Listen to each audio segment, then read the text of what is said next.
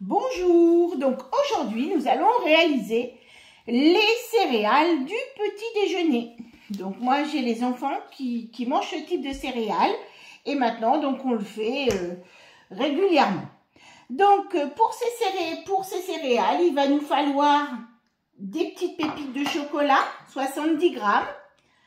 Alors là j'ai un petit mélange de noisettes et d'amandes. Donc là, il va nous en falloir, moi j'ai mis 40 grammes de noisettes et 20 grammes d'amandes. Mais vous pouvez mettre des noix, vous pouvez mettre des noix de pécan. Voilà, vous pouvez varier au niveau des fruits secs. Vous allez avoir besoin aussi de sirop d'agave. Alors le sirop d'agave, c'est quelque chose qui est très riche en fructose et qui a un indice glycémique beaucoup plus bas que le sucre. Ce qui fait que si vous mettez, là, il va nous falloir 50 grammes de sirop d'agave. Il nous aurait peut-être fallu 70 grammes de sucre pour avoir le même pouvoir sucrant. Donc, on va mettre de l'huile. On va mettre du sucre de canne. 50 grammes d'huile. Et là, c'est 30 grammes de sucre de canne. On va mettre aussi, bien sûr, des flocons d'avoine. Donc, on va mettre 200 grammes de flocons d'avoine. 100 grammes de farine, 2 pincées de sel, 2 pincées de cannelle aussi. Il va nous falloir aussi 60 grammes de noix de coco et 70 grammes d'eau. Voilà, donc on va commencer. Alors, si vous n'avez pas de pépites de chocolat, eh bien vous pouvez prendre très bien du chocolat en carré et vous allez le mettre, vous mettez vos 70 grammes de chocolat et vous faites 2 coups de turbo, vous réservez. Là, on va s'occuper des noisettes et des amandes.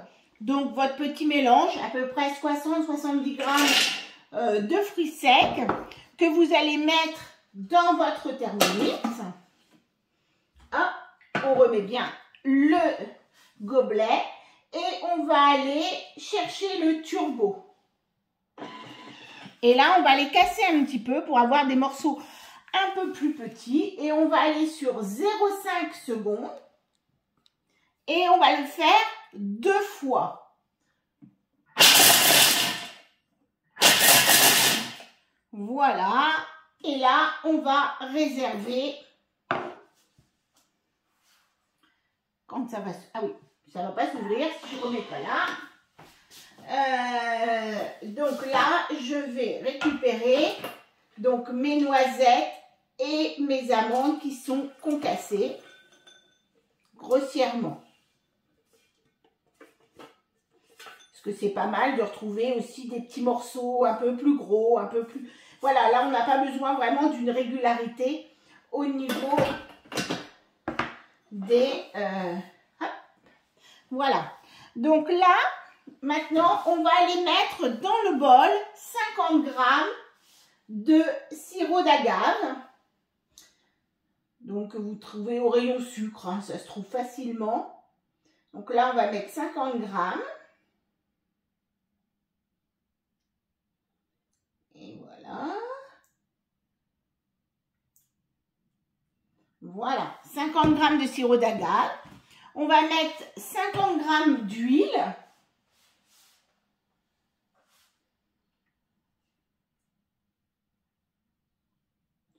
Je pense que j'en aurai pas assez. Je n'ai pas voulu, mais hop, je vais vite en chercher. Hop, du coup là, ça coule un petit peu plus vite. Ensuite, on va mettre nos 30 grammes de sucre de canne. Pas obligé, vous pouvez mettre, pourquoi pas, un petit peu plus de sirop d'agave si vous le voulez. Et donc là, on va faire fondre un petit peu notre sucre et on va mettre 3 minutes, 80 degrés, vitesse 2. Donc 3 minutes, 80 degrés, vitesse 2.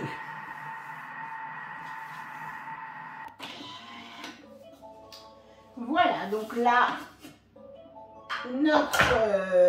notre sucre a bien fondu, enfin voilà, tout est au fond. là, on va pouvoir intégrer nos 200 g de flocons d'avoine. On va mettre aussi nos 100 g de farine.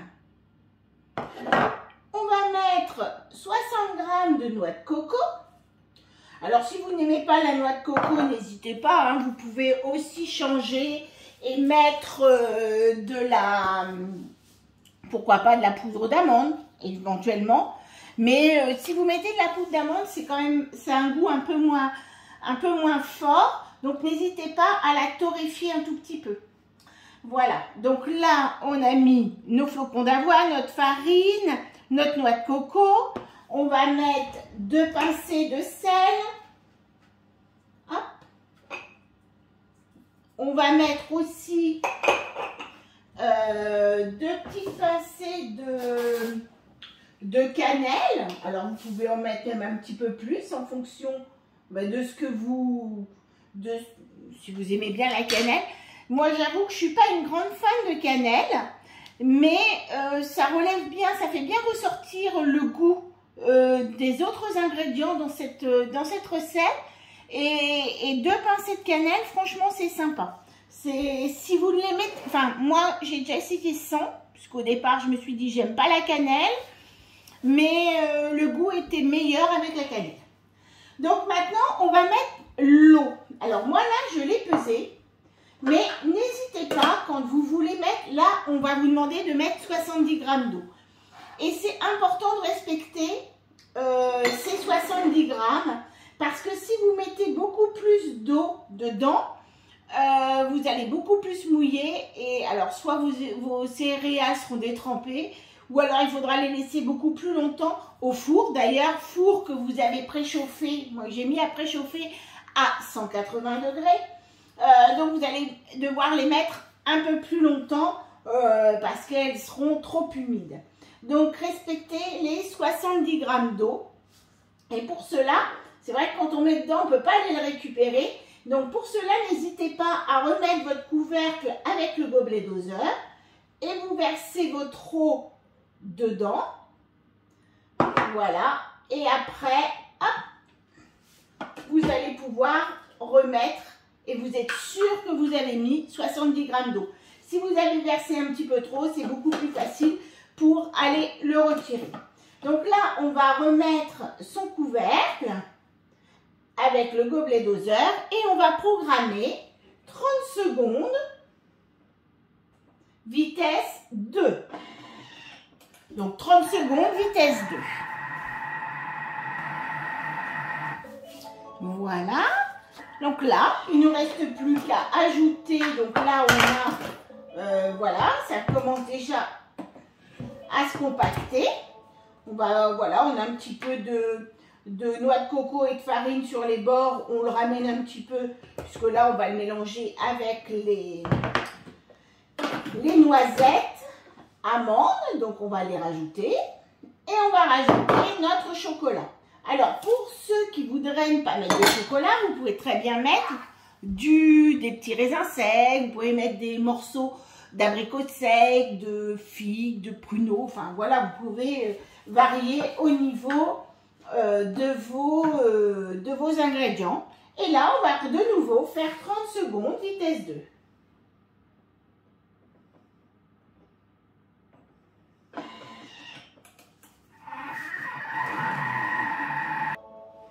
Donc voilà, nos céréales sont prêtes.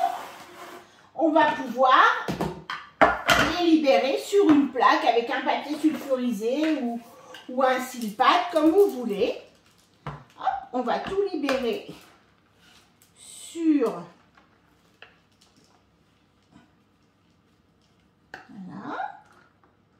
Donc ça fait déjà une belle petite quantité, hein. Je n'ai jamais pesé, mais... On a une belle quantité de céréales pour le matin. Et l'avantage, en fait, de les faire soi-même, c'est pas spécialement le coût pour cette recette. Parce qu'on y met pas mal d'ingrédients. Et puis surtout, je pense un peu plus garni au niveau, peut-être au niveau des fruits. Par contre, un goût exceptionnel.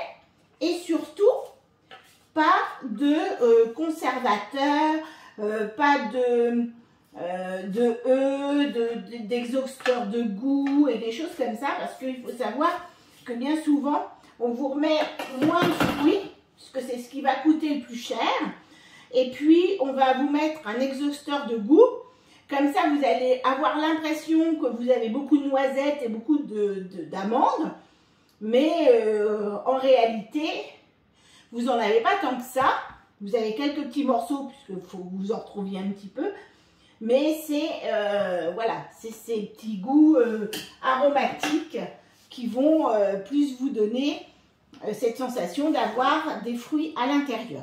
Donc maintenant, je vais mettre au four pendant 15 minutes à 180 degrés. Au bout de 10 minutes, n'hésitez pas à retourner un petit peu pour que tout puisse un petit peu, je vais dire, roussir, s'assécher. Tout va s'assécher, donc n'hésitez pas à aller retourner parce qu'en fonction, généralement, ça va griller sur le dessus et puis un peu moins au dessous. Et n'hésitez pas, puisque votre four sera en fonction, n'hésitez pas à mettre des amandes et des noisettes à se torréfier, puisque c'est 15 minutes à 180, ça va être exactement le même temps. Et puis les amandes et les noisettes torréfiées vont avoir un goût qui va être beaucoup plus puissant que quand elles ne sont pas torréfiées. Et puis en plus, vous verrez, je vais vous faire prochainement une recette avec des amandes et des noisettes torréfiées. Je vais vous faire le praliné. Et là, c'est l'occasion de les torréfier et que ça ne vous coûte rien puisque vous avez déjà le four qui va fonctionner pour vos céréales. Voilà, à tout à l'heure pour le résultat. Donc voilà le résultat. Donc de jolies petites céréales en muesli, style les petites Kellogg's là. Et je peux vous assurer que c'est une tuerie. C'est vraiment super bon. Et voilà, donc mes noisettes et mes amandes qui ont été torréfiées pendant la cuisson de mes céréales, de mon muesli. Donc, et à la sortie du four, en fait, je les ai frottées, les noisettes. En fait, je les frottez dans un linge pour enlever un peu de peau, le maximum de peau que vous pouvez enlever. Parce que si vous laissez un peu trop de peau sur les noisettes, si vous faites du praliné derrière, le praliné risque d'être un tout petit peu plus amer. Donc voilà, mais moi je le fais, vous faites grossièrement. Alors sur les amandes, vous inquiétez pas, on n'y arrive pas, mais c'est pas grave. Sur les amandes, la peau est moins amère que sur les noisettes. Donc un petit praliné en perspective dans les jours qui viennent. Voilà, allez, à très bientôt.